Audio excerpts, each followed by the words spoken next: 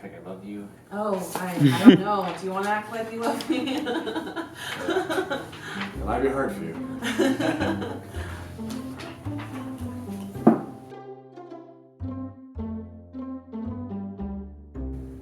We met when I first visited Davis. I was going to be on staff at UC Davis, and I was staying with some friends, and Mark was biking past me in the parking lot, and he stopped and said hi.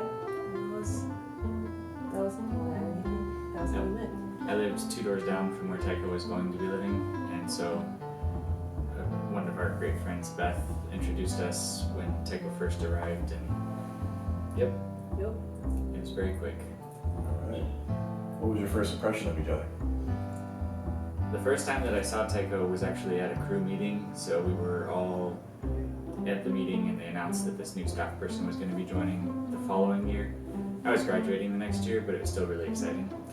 But the first impression that I had of her was just that she was really easy to get along with, and we became friends pretty much immediately. My first impression was he was the only one in Davis who was wearing a bike helmet.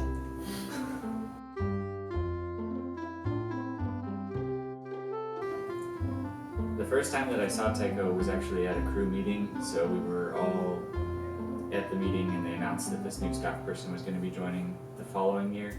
I was graduating the next year, but it was still really exciting.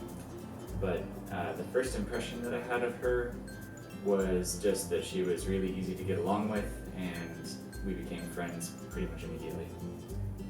My first impression was he was the only one in Davis who was wearing a bike helmet.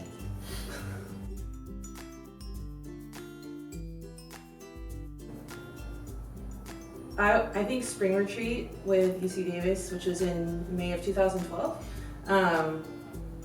we, along with a couple of our other friends, just stayed up really late talking about everything and nothing, playing games, and that was just, it felt like we'd been friends forever. So that was, I think that is still one of my favorite memories, even though it's been a few years since then.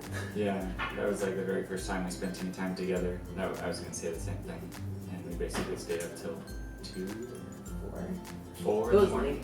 late. Perfect. I asked Taiko out on a date after multiple non-dates. Multiple times where we went to coffee as friends. Yeah. We went to a coffee shop in Sacramento called Old Soul, and I was really nervous, and I had read tons of stuff on the internet. I had bought new clothes. I had brought some questions to ask. It was fun. We had a good time, but it was nerve-wracking. I was so nervous because I thought that Mark had known going into the date that I'd had a crush on him for a long time. So I was like, he totally has the upper hand.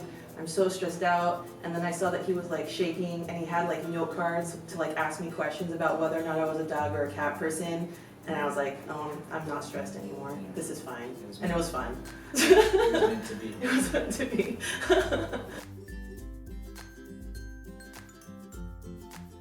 Those questions were pretty basic, like she said. Mostly, she still was an amazing friend, and I knew that I wanted to keep dating her, but I also didn't know what I was supposed to do, or how many more dates to ask her on, or all of those things. So, yeah, they went well. I was really excited. Yeah, I still liked him. He didn't ask me on a second date right away, so I was wondering what was going to happen. But I still liked him. I thought it went well.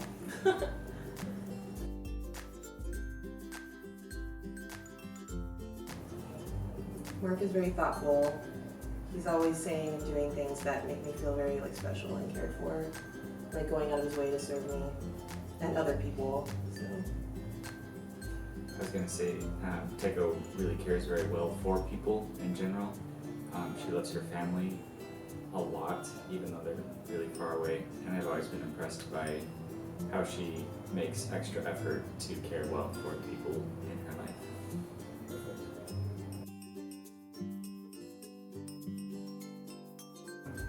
I enjoy a lot of things that we do together. Everything is better together. I would say games. I think that's one of my favorite things. Yeah, we love playing games. We love hiking together too. But yeah, games is probably the thing we do the most together.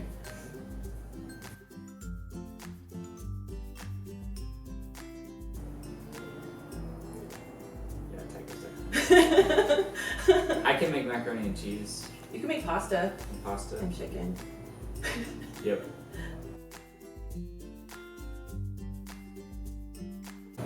Dibs. Yeah, definitely, I'm- Mark.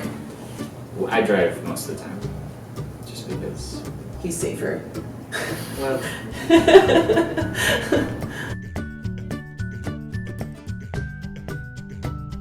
Mark.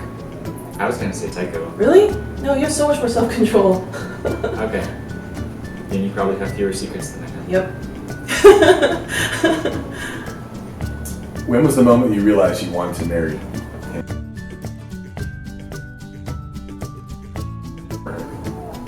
To be honest, like, I knew going into it that I could marry Taiko at any moment, but after we'd been dating for several months, she was living in Fresno and I was living in Visalia, and she would come down to visit every once in a while, and there was one night when she was going to drive back home, and I just did not want her to go. Like, I knew from that point on that I just wanted to spend the rest of my life with her, and it would be a few more months before that was possible, but yeah.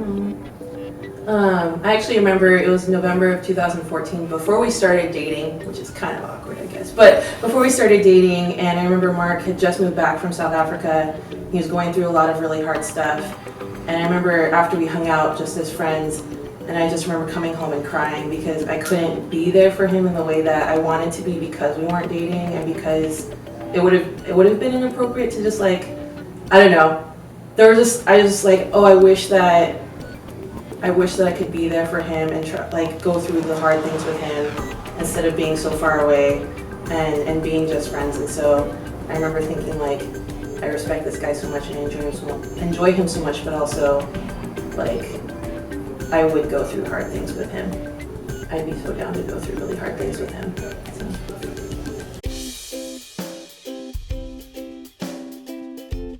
It took a lot of planning. Okay, yeah. I talked to lots of people, I looked up lots of stuff on the internet, but I knew that I wanted to ask her, so I started out by asking her dad, and that went very well. And then they sort of might have leaked that a little bit at Thanksgiving-ish. But the big question was, we went to a coffee shop in Fresno that we'd spent a lot of time at together, where we had gone through a lot of premarital conversations and just kind of looking towards marriage. And I started out by taking her out to dinner, and I told her to dress nice because we were going to go someplace fancy. So we went out to a really nice dinner, and then I didn't ask her to marry me. It was our 10-month anniversary of dating, and when he took me to this, like, really nice restaurant, I was like, this is not 10-month anniversary worthy. This is so fancy. What is going on? So after we went out to dinner, we went to this coffee shop that we spent a lot of time at. It's called Cup of Joy. It's really great. I highly recommend. And I told her I wanted to get coffee before going to see these Christmas lights. So I convinced her to sit with me on this back patio where there was nobody else around. And then I read her a letter that I had written, which gave all the reasons why I wanted to marry her. And then I asked her if she would marry me, and she just stared at me. And then I said yes, and kept staring because I was so shocked. And then we were engaged, and it was great. And he asked me to put the ring on my finger, and he did, and then we went and saw Christmas lights after we called our parents. Yeah, we messaged some important people, and then we basically spent the next hour just kind of talking through what that meant and, like, trying to get ready for everything. And then we went back, I brought her back home, and then I went home, and Yep, that was 8 months ago. Very nice.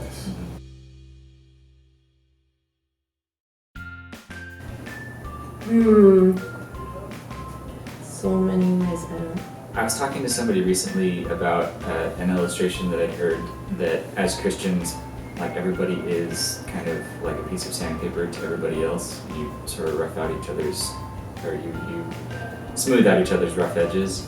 And I think that has been true of our relationship. Taiko has taught me a lot about how to care for her emotionally and meet her where she's at, and also just, like, shown me so many ways that I can care better for the people in my family and then our friends and other things like that. So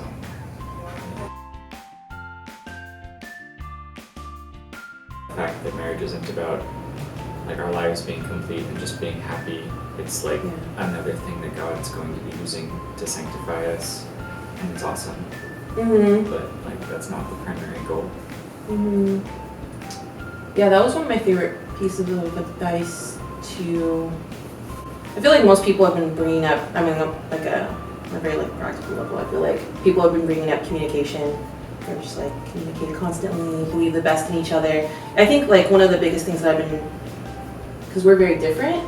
Like when I'm misunderstanding him, what do I feel the gap in our communication with? Do I feel it with trust, or do I feel it with kind of unbelief or like pessimism, cynicism? So it's like I want to always be trusting him and believing the best in him when things are tense or when I'm not fully understanding. So that was like a more practical thing. But yeah, I think that what you just said was my favorite piece of advice. We've been long distance for the entirety of our relationship, or medium distance, and I'm very excited that now we get to share a home and build a family together. And also, we've been counting down for the past 8 months, and I'm very excited to count up and to spend the rest of my life with you. And I'm very eager to see what sorts of adventures we will have. Me too.